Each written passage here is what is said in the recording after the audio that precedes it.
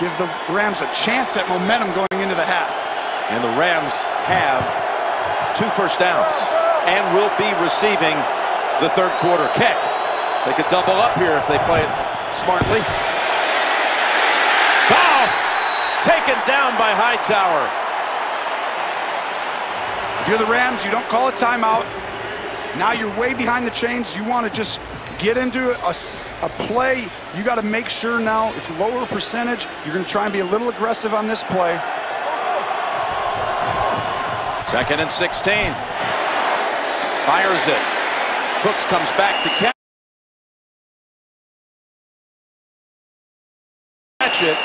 And he stepped inside the first down yardage to make that catch. Now you're snapping it really quick. Hand the ball off or throw a slant quickly. 3rd and 2.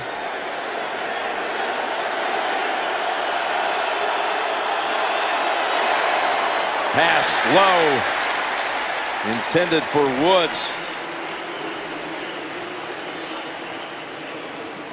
And Woods just needed to be flatter. He kind of got upfield, made it a difficult throw for Jared Goff.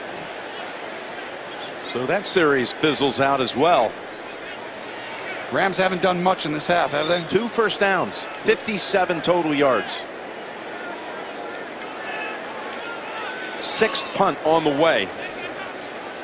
Belichick has a way of not letting high-flying offenses just come out and show you how high-flying they are, huh? That's just what we've seen in the last 2 games, too, where they shut down both the Chiefs and Chargers in the first half. That pass, or that punt, bounding down to the 2. And it's down at that point by Hodge after 58 yards by Hecker. And that'll be the end of the first half. And if you like offensive football, well, too bad. If you like defensive football, well, there you go. You're having a grand old time. It's going to be the 2nd lowest scoring first half in Super Bowl history. Which Super Bowl was that? That was Super Bowl 9. The Steelers in Minnesota, which of course the Steelers won at Tulane Stadium in New Orleans.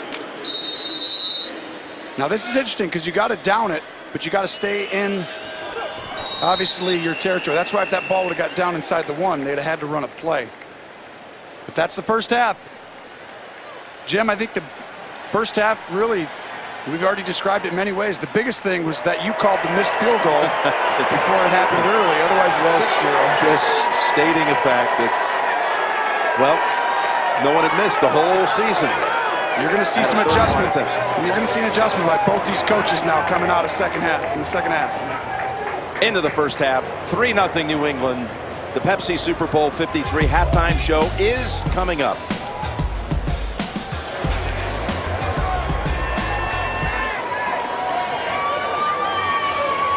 But first, the Toyota Super Bowl halftime report is next.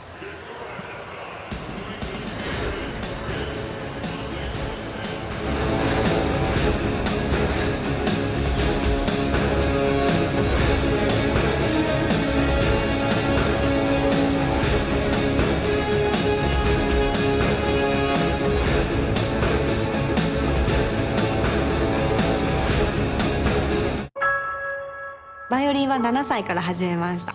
大きなトラックとぶつかって夢も希望も失ってお母さんのためにバイオリン弾いてね。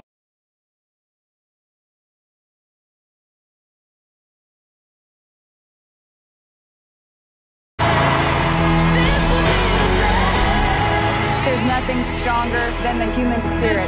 The world's best tonight after the Super Bowl on CBS.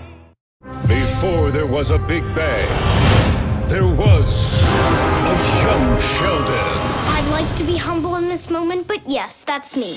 You know we love it. Smaller. You gotta pull it together. This is me pulling it together. Faster. Stronger. He throws like you. That's the young Sheldon fever. I think it's an ulcer. Remember when you thought you had leprosy? Or the large prostate. Or mad cow? That was my favorite. New CBS Thursday. There's a new show that's bringing people together. A few days ago, I got a friend request from someone calling themselves God. Maybe we'll actually make a difference in some people's lives. With great power comes great responsibility. Churchill?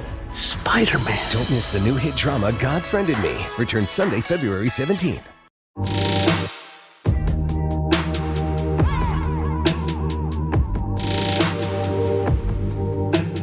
We gon' see the future first. Real news every morning on CBS This Morning.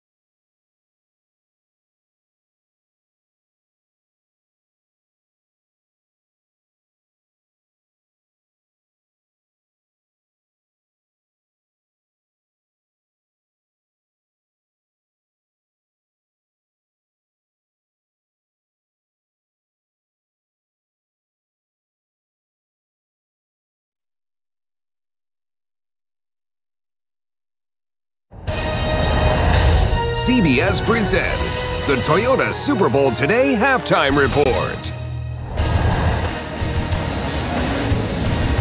Well, despite all of the talk about the two teams' quarterbacks and their scoring prowess, this has been a defensive mastermind for sure by both squads. The Rams are trailing by the score of 3-0. Hello again, everyone, and welcome to the Toyota Super Bowl Today Halftime Report. I'm James Brown, along with the full house here.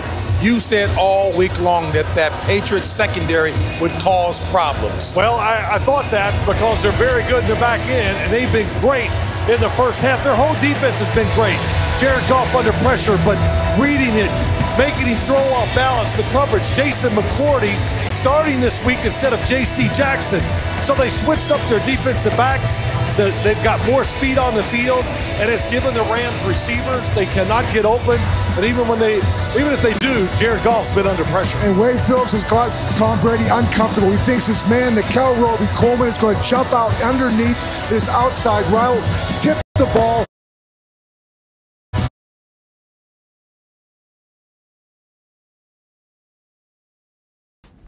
Sorry guys, I have to turn it off because I don't want to get copyright striked, or I just don't want to get banned or something, so I just have to end it here. I'm sorry. Corey Littleton's going to intercept it. He's going back and forth again. You can double to Ndamukong Suh, but Fowler, and you can see right there, Ndamukong Suh, even with Aaron Donald.